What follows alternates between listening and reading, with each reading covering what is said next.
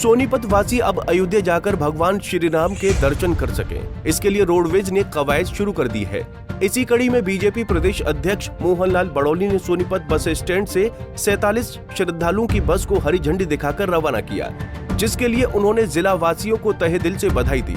इस दौरान उन्होंने मीडिया से रूबरू होते हुए कहा कि आने वाले दिनों में हरियाणा सरकार सभी जिलों से इस तरह की बस सेवा की शुरुआत करने जा रही है।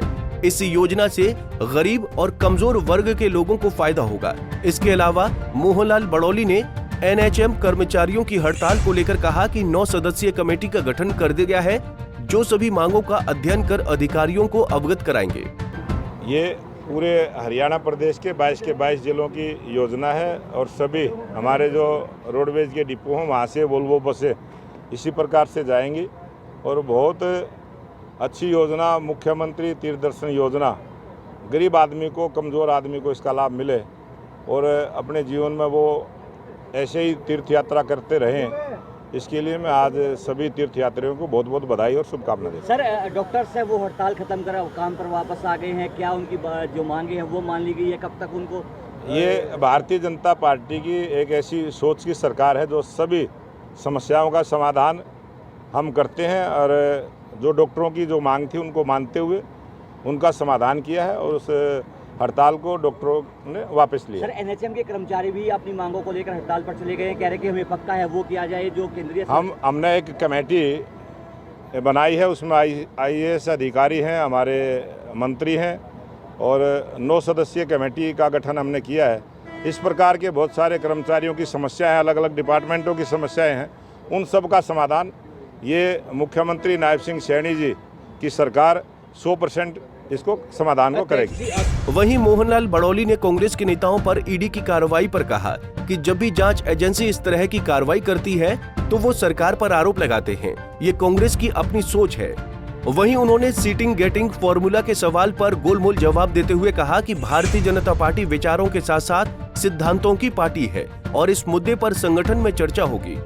ये जो कांग्रेस की सोच है, ये कांग्रेस की अपनी सोच है, वो झूठ बोलने का काम करते हैं और जब भी कोई जांच एजेंसी कहीं भी कोई कार्रवाई करती है वो इस प्रकार का राजनीतिक आरोप लगाते रहते हैं। ये पुरानी परंपरा कांग्रेस की रही है और अगर कांग्रेस पार्टी ने काम किए होते तो कांग्रेस पार्टी जो आज विपक्ष में बैठने के लायक नहीं है, ये जनता के आशीर्वाद से हुआ। सर, आप प्रधानमंत्री से मिले हो, अमित शाह से मिले हो, क्या बातचीत हुई, क्या चुनाव को लेकर?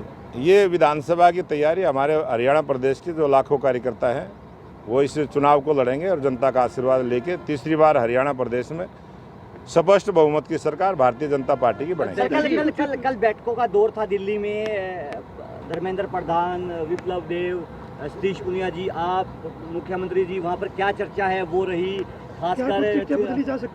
ये हमारे भारतीय जनता पार्टी का काम करने का एक तरीका है और हम इस प्रकार की संगठनात्मक बैठकें करते रहते हैं और चुनाव हैं, नज़दीक हैं, इसलिए बहुत सारे निर्णय हमने करने हैं, बहुत सारे बातों का विचार विमर्श करते हुए पार्टी को मजबूत करने का। चौटाला कल विधानसभा स्पीकर से मिले हैं, कह रहे हैं कि तीन जो एमएलए हैं उनकी सदस्यता को रद्द किया जाए और आरोप लगा रहे हैं विधानसभा स्पीकर पर, क्या कहेंगे?